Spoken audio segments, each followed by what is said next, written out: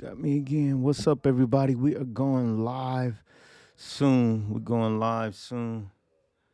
We are going live soon.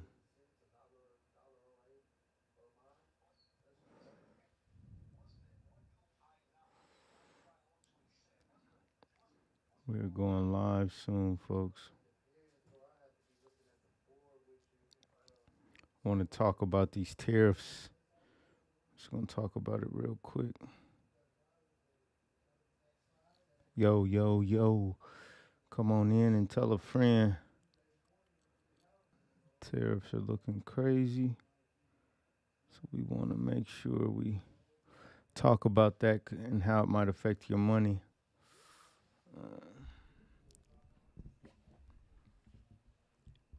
Yo, yo, yo, yo.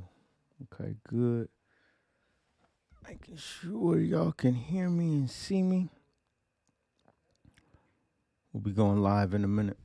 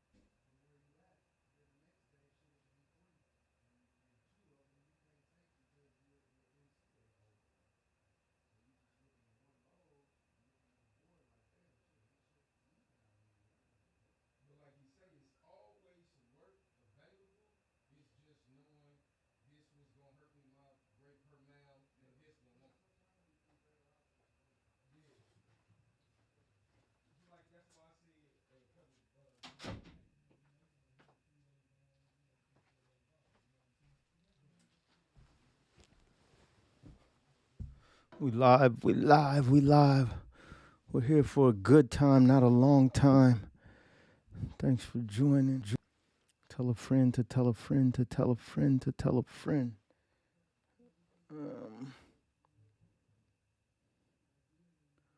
We really appreciate everyone that's been tapping in lately. If you haven't seen the latest video that we posted,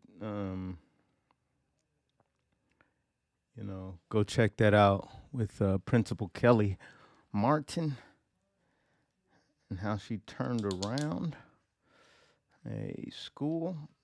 She talks about excellence. Latest clip was about excellence and how she was able to take a school that was failing and turn it into the top school in the area. So, very, very good episode. Highly recommended. You can find that on my YouTube channel. You can find that on my YouTube channel. Let's see here.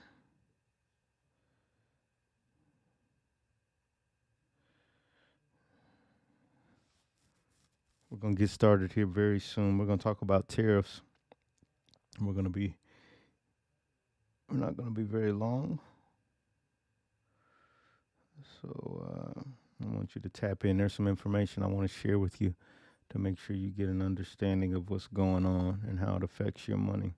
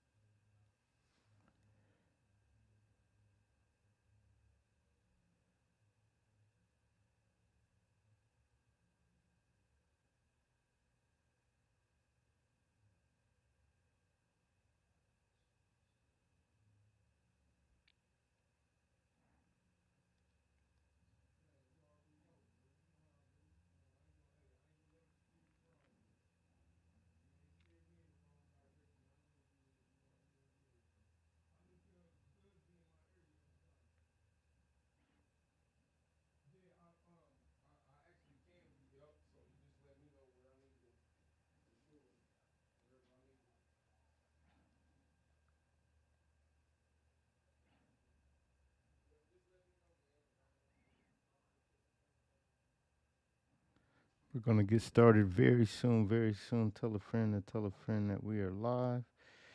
And we are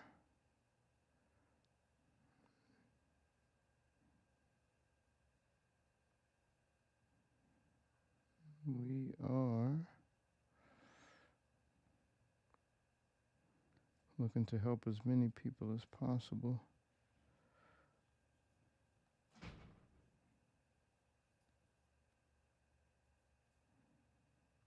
Hmm. All right, so let's get into it. Let's get into it. Let's get into it. What's up? What's up, everybody? Look, glad to have you again today. Very excited about what we're going to be able to show with you today and the things we'll be able to dive into. Hopefully, everyone had a good week.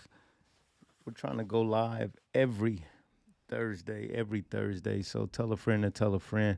And today we want to hop right into it. We got a lot of talk about tariffs and are they good, are they bad? And so I wanted to give you guys a view here of something that I think is super important because it has helped me understand this topic a bit. And so I'm going to try to do this here to try to help us understand this topic a bit more. So I'm going to be quiet and we're going to sort of review this video so we can understand, trade in general. And I think this is going to be good as we think about the tariffs and the things that are being discussed right now and how the market is crashing and a lot of things are going, you know, basically difficult right now. We want to get at least a foundational understanding of what are tariffs really all about. Like some people say they understand it, but I love to like dive deeper. We got to have a good foundation. That's what we're all about, is building a good foundation of understanding. And then we'll talk about what I think about it. But this guy is an economist. He understands the economics of the world and is very versed in the history.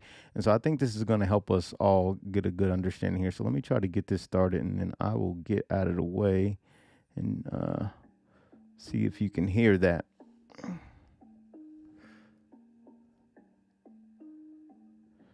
All right. One of the seductions, if you like, one of the traps that people often fall into in all areas of economics, but particularly I think when it comes to global economics, is thinking that history always moves in one direction. That the world is always getting more global, that the world is always getting flatter. And what you actually find out, if you just do a little bit of history, look at the available data, is that international trade has been much a story of ups and downs. It wasn't possible to have a global economy until you had certain basic technologies in place. But those basic technologies were the railroad, the steamship, and the telegraph. And there was, in fact, a global economy, really very much a global economy, in place by the beginning of World War I. People in England were eating mutton from New Zealand by 1910, right? So it was a global economy, which mostly went away between the outbreak of World War I and the end of World War II. International commerce doesn't do very well when U-boats are sinking the freighters, but largely it went away because countries imposed tariffs, import quotas. There were a lot of restrictions placed on international trade, and so international trade by 1950 was way lower. It was back down to kind of the levels that it had been at before the railroads and the steamships.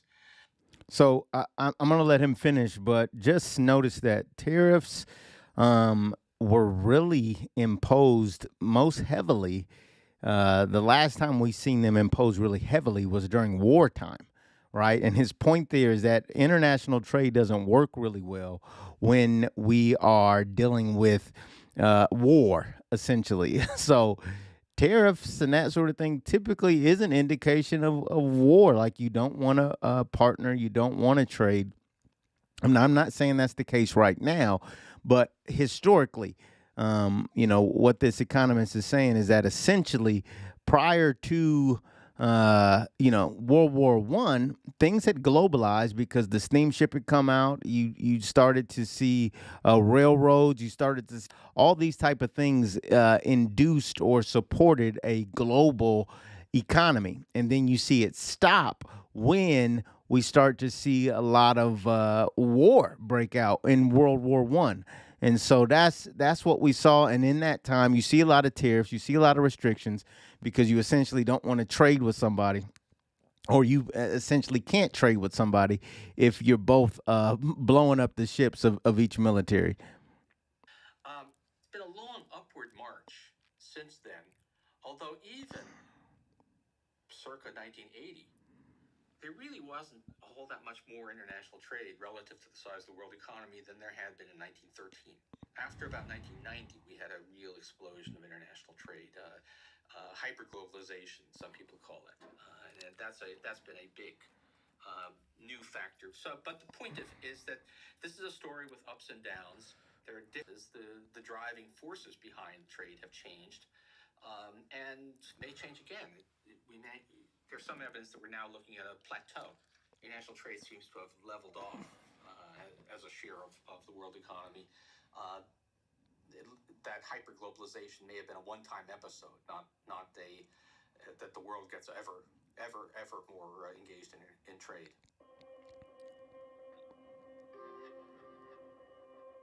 Let him continue What before I trade step in does again. is it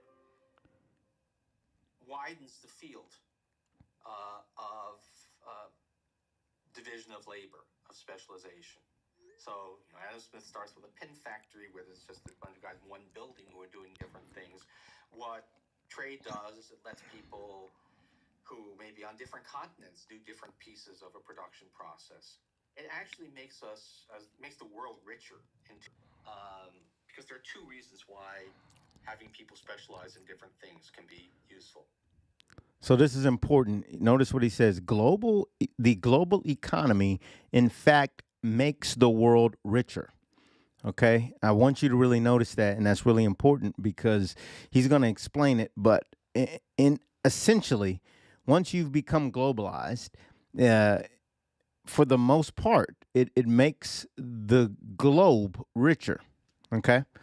Again, this is not. I have not yet talked about whether I think what's going on right now is good or bad, but I just want you to understand the foundation of this, and historically how this is viewed from an economic standpoint.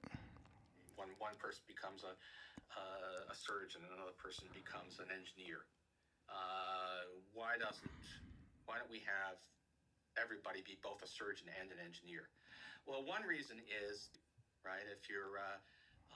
If you can't stand the sight of blood, you probably should be an engineer, not a surgeon. So people differ, and we take advantage of those differences. It's helpful for people to concentrate on the things they do relatively well. The other reason is that takes time, concentration of effort to become a surgeon or an engineer or any other specialized occupation. And there are real advantages to concentrating on doing just a limited range of things. And So notice this, that it really is important to specialize.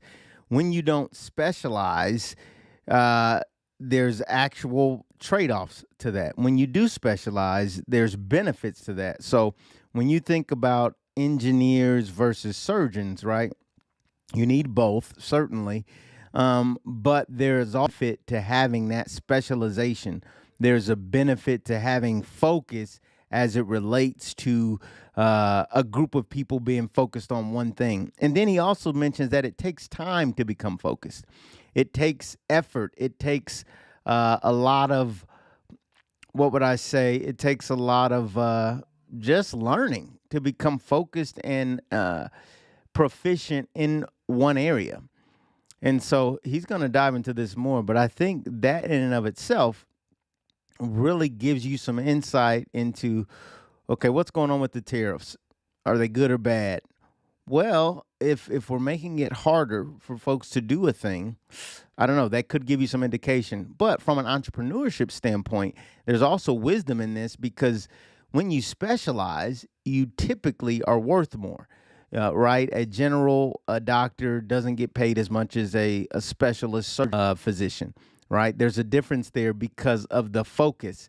And in fact, that benefits us all when people focus, which I think is pretty uh, enlightening there.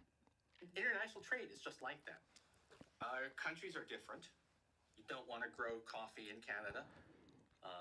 You probably you don't want to be um, growing wheat in the tropics. So there's a real sense in which you want to be doing have that's agriculture is the easiest example, but there are other things too. So back in 1819, David Ricardo, English economist, among other things, laid out a first model Listen of to this. international trade. Yeah. His hypothetical story was trade between England and Portugal, and he had England exporting cloth and Portugal exporting the trade. And one of the ones he made the case that this was actually beneficial to both. But he did something else, which was really very important, which was in his numerical example, he made England more productive, obviously more productive in producing cloth than the Portuguese. But he said, let's make England more productive in producing wine, but just not with as big an advantage. And then said, actually, even so, this trade works to the benefit of both countries. It's the So he's going to break this down, but notice this. So he's saying that England is better in this hypothetical example of producing cloth. We can produce cloth better than Portugal, and we can produce wine better than Portugal, right? But watch this. comparative advantage. It's the fact that not that England is better at producing cloth than Portugal, but the fact that England's productivity advantage in cloth is bigger than its productivity advantage in wine. That is what's driving the trade. For the rich country to trade even for stuff that it could have produced better, but it has better use for its resources. It's good for the other country, even though they receive a lower wage, because it would cost them even more to produce the stuff for themselves. So that's this is really important. So he's essentially saying that in this example, England should focus on producing cloth because while it produces in this example both better, there is actually an advantage if they focus their resources on just producing the cloth, right? So, and it goes back to the example of the surgeon and the engineer. And it's really revelatory for all of us. If we focus our efforts on the thing that we're best at, everyone benefits more, is essentially the example here. Even though I could do two things at once, I can produce cloth and I can produce wine. It's better for me not to produce, just focus on cloth because I'm better at that. And it allows me to focus my energy 100% on that. Okay. So when you're talking about tariffs and you're talking about the foundational understanding of this, does it truly make sense for me to go do something that, yeah, I can do, but are my resources better spent focusing on an area that is I'm better at in general? So, for instance, let's take the iPhone. All of us have iPhones. iPhones are not made in America, they are mostly made somewhere else, and a lot of them are made in China. Well, they are, however, designed in America. So those folks at Apple, they design those iPhones in America. Well, they don't have to worry about the producing them here and the labor and the, factories and shutdowns and all the things that come along with it. It's almost as if he's saying, and you could use as example, it's actually better that those people at Apple are able to focus just on design. And they're able to make the design so good because they don't actually have to focus on the manufacturing of it, right? And they don't have to focus on that at all. And so again, I've not yet saying that it's good or bad, but just foundationally, it's good for us to understand that, oh, This is why globalization has happened and why it works, because there are some real advantages to people focusing on what they're good at. All right, let's listen a little bit more before we wrap up. Bangladesh is an example I like to use. It's still a very poor, relatively low productivity economy. Their education level is low. They have a long ways to go. They're making progress. They're actually a lot better off. They used to be on the edge of starvation, and they're still very poor, but not that poor. But clothing manufacture is something that is um, it doesn't require a tremendously sophisticated economy or labor force to do.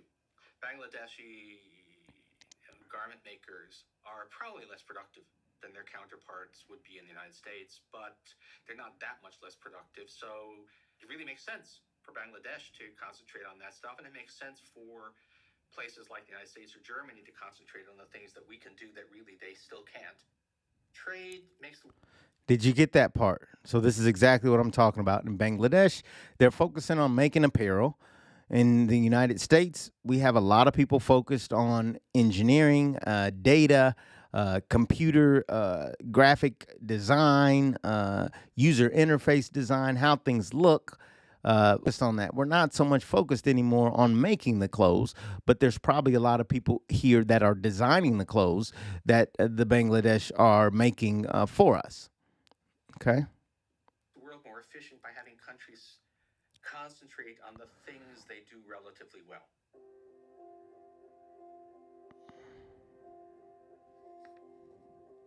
Ricardo really introduces much more clearly than Adam Smith had. He introduces the notion of using simplified models to understand economic issues. And on trade, his trade model makes the case for free trade. It says, let the trade flow, that'll be great, that'll make everybody richer. Interestingly, in his model of international trade, there is no issue of income distribution. In his model of international trade, there's just labor, which you can use to produce cloth or you can use to produce wine, and so it's just collecting wages. Now, elsewhere in the same book, Ricardo land rents and landowners versus workers versus capitalists. So he was very aware that income distribution could be an issue. And in fact, he was very aware that if Britain in 1819 had moved to free trade, which it actually did do about a generation later, that this might make Britain richer, but it would actually hurt landlords. He chose, partly for simplicity of exposition, to leave out that part of the story when he talked about trade, but maybe also, a little bit of political motive. He didn't like landlords. He didn't like aristocrats. So, all right, that's within I consider that within bounds. It's okay to have a model that leaves stuff out, even if your choice of what to leave out is at least somewhat affected by your political preferences. But in many ways, Ricardo was a pioneer, and one of the things he pioneered was doing good economics, while at the same time having a little bit of an in everything he did. So I mean, I think that's important. There, we'll talk about this at the end, but there is a difference between whether things are good or bad here, or whether it's a matter of opinion or a matter of a waiting game. What did I build my academic career on? It was something called the new trade theory, or as people now say, the old new trade theory, because a lot of it is 35 years in the past. Um, Ricardo's insight was, mind-opening and deeply influential, and something that economists were very proud of, because it was something that they had figured out that the general public didn't get. There was always a kind of undercurrent of discontent among at least some people, particularly people who really worked with trade data, worked with the facts, saying, this story, of course, it's true, but it's not the whole story. A lot of trade is between countries that are quite similar. And in fact, it's even in goods that look pretty similar going back and forth. Lots of automotive products going back and forth between the US and Canada. Lots of intra-industry trade, but more important, an awful lot of trade between countries that are at similar levels of income, similar levels of technology. What's that about? Well, if an airline is buying a wide-body passenger jet, It's probably buying it either from Seattle or Toulouse. Why only two places? Well, because wide-body jet production requires a gigantic factory, um, and it would not make sense to have lots and lots of those factories spread around the world. You want to have them at only a couple of places. There are economies of scale, increasing returns. Having more stuff in one place makes you more productive than spreading it around in lots of different places. And so a lot of trade is driven by that. The fact that jets are coming from Toulouse or Seattle means that every place that isn't Toulouse or Seattle is going to be buying its jets from someplace else.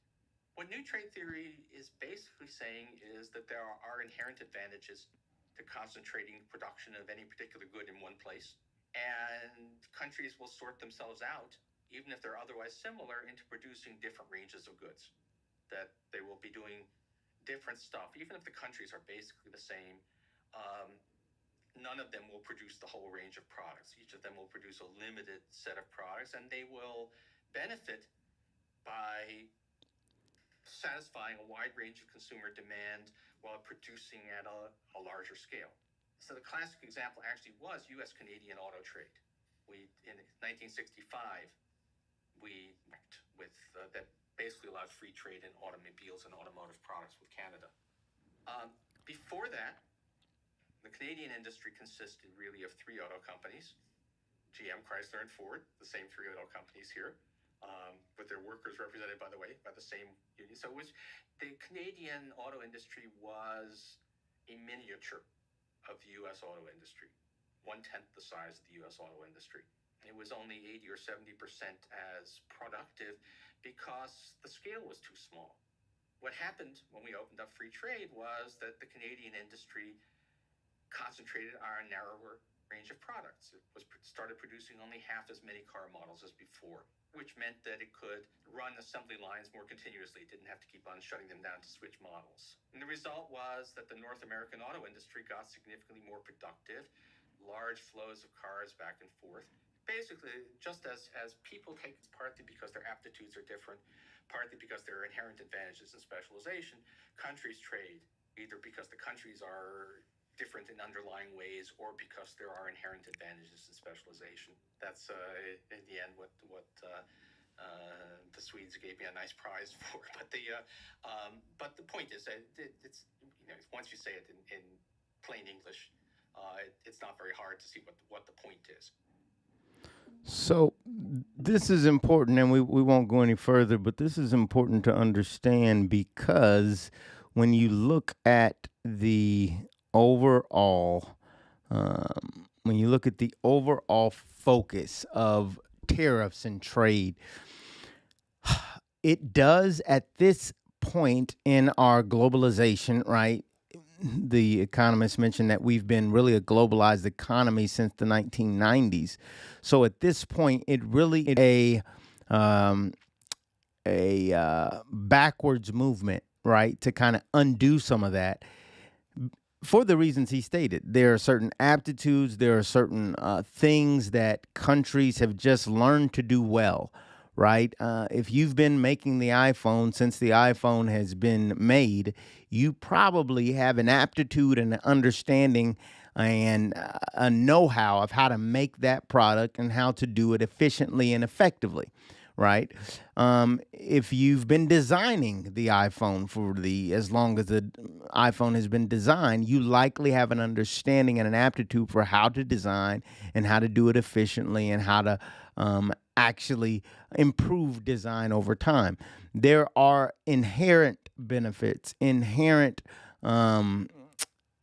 just facts that make globalization make sense. And for much of the world that we know today, it is globalized for those reasons. So jobs are not just in different places just because of tariffs or just because of arbitrary decisions by government. Rather, because things are more open, different countries and different places have found ways to specialize, and it benefits them and it actually benefits us as well. That's in general. So when you understand that, the tariffs and the idea of tariffs seem a bit silly, because if you say to yourself, "Hey, all this factory work is going to come back," it could, but it's going to take time. It couldn't happen right away. It's actually counterintuitive to even think that, in a sense, because it just, for the reasons we just talked about, it just doesn't make sense. It doesn't make sense for me to start doing something that I have never really done in the past 30, 40 years. Um, Now, tariffs in general, right now, they're causing the market to crash. There is some impact on small business owners. There's impact on large companies that have a lot of scale and are in, you know, operate in different places. Um, the thing that you want to consider is that that give me 1 second.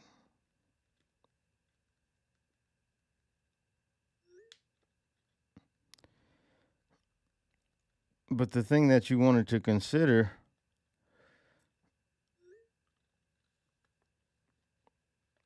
is that if you fully understand that, if you fully understand this idea that specialization has actually benefited more of us than not, then it's why else would tariffs be put in place?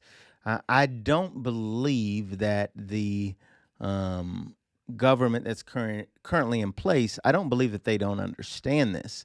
And so, what I do think is that the tariffs then have to be serving another purpose. The purpose that they've broadcasted, one that is saying, okay, things have been unfair. You charge us extra for our goods, but you don't expect us to charge you extra for your goods. And so it creates an imbalance and makes it more difficult. It's not quote unquote free trade at that point. Um, because if in fact there is a benefit to specialization, um, you still must, in some ways, not burden our economy with tariffs or with a tax. It's really, a tariff is just really an arbitrary tax. It's an arbitrary, okay, this it's additional fees added on top of what the product actually costs.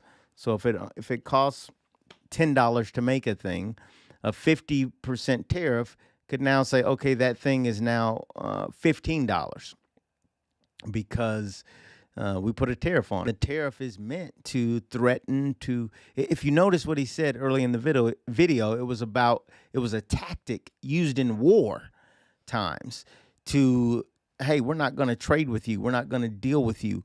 We're going to focus on ourselves, make it homegrown, so to speak. And it is possible. And I think a lot of people know that, but it will cause a lot of pain uh, in the meantime, in between time, as you try to develop an aptitude for a thing that you haven't done in a long time. Um, and it is also you know, not only will it take time, but it will cause uncertainty and a lot of disruption. Because if, let's say, if I was the person that was, you know, I don't know, let's say you work for the company that helps get all the iPhones over from China. Well, now if the iPhones are too expensive to bring over here, my job is now in flux. It's uncertain. There's a lot of uncertainty. I could be uprooted and I'd have to find a different way to participate in the economy. That's worst case scenario because it just causes so much disruption. I'd have to literally stop doing that and start doing another thing. It's like I have to start from scratch. And so I think that the administration understands this. And so I think the goal here is to show the strength and the power that America has, and to try to force folks to change some of their policies um, in order to make things a little more free in terms of the trade back and forth. Now, one would argue, do we really need that? And some would say, no, we don't. We're doing fine. And some would say, yes, we do need to show our strength and actually give a uh, a sort of warning to folks. Hey, if you're not going to trade with us in a fair way, then we're not going to essentially allow you to trade with us. And that's, or it's going to cost you a lot of money. And the thought is that it's going to cause more harm to them than it would us. Right. And so to me, the tariffs now feel like a bargaining chip. And it's so uncertain, and it will raise prices. It will cause inflation. There's no doubt about it. But I think what people are holding out for is to see how long will the bargaining happen, because folks may not, there are folks that have a vested interest in the status quo. And so you may not want to see a change. And those people, for certain, may be calling the White House for the next, 5, 6, 7 days, trying to make adjustments and changes and all that in order to not unravel industries, countries, businesses that people currently participate in the economy with. And to do it all of a sudden is will cause a recession, will cause a global upheaval. And folks will eventually figure out a way, but in the meantime, in between time, they won't. And so you would think that the bargaining chip is what's being played right now. And our leadership is obviously willing to bargain in such a crazy way. And I'm trying not to be political in this talk. I'm just giving you more facts around why things have become globalized. Part of it makes sense, and I hope you understood that from the first part of the video.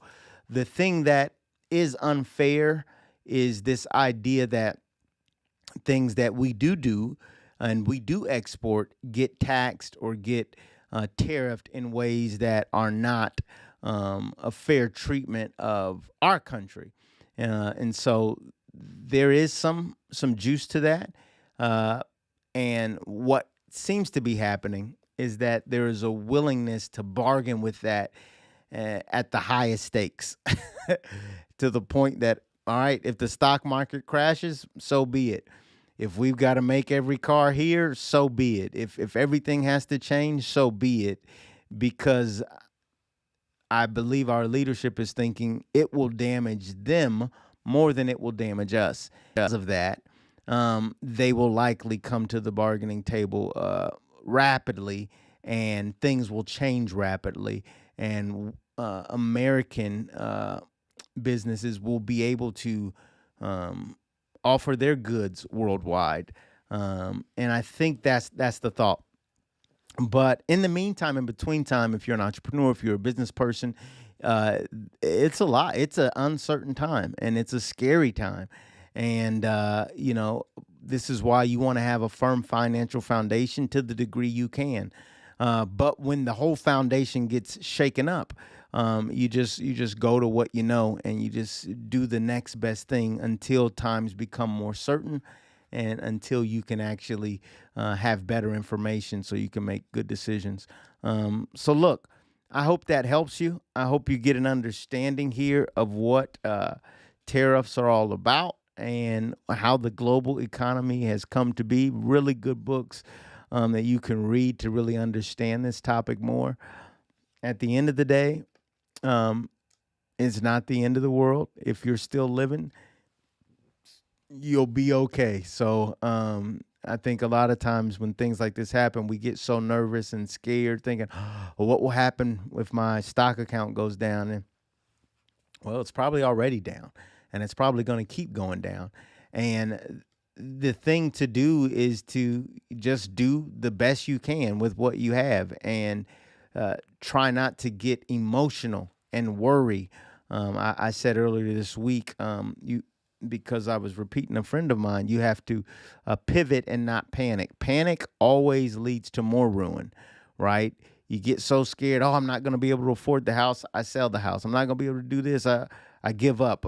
You don't lose, give up, right? If you stay in it, things will likely turn around. And if the whole economy starts to falter, look, that means the rich and the poor are dealing with issues. So I wouldn't make any uh, rush moves or brash decisions. You almost have to just, bite your knuckles and bear your way through it. If you're investing in your future, if you have money in your retirement accounts, folks say, "Hey, isn't this a good thing? We want to buy more stock." Yeah, you want to buy more if you have money to deploy, but you want to do it in such a way when you know where the bottom is. And when things are this uncertain, it's hard to know where the bottom is. And that's why you're seeing people pull money out, because I don't want to lose everything I've gained for folks that have been invested in the market. And so they want to manage differently. They want to get into bonds or things that are going to and be less risky. So that's what you're really dealing with. Hope that helps you. Look, if you're not subscribed to the channel, I want you to check out Stephen Motivate on YouTube. We're coming to you always telling you stories of entrepreneurs, of folks who have been there, done that, and they've made it out and they've made it through. And we believe you can too if you stay motivated and if you stay tapped in. So that's it, y'all. That's the tariff conversation. Hope it made sense to you. Let me know. Put a comment. Let me know if this made sense, if you like this, if this information was beneficial to you. And until next time, stay motivated. It's your boy, Stephen Motivate. Peace.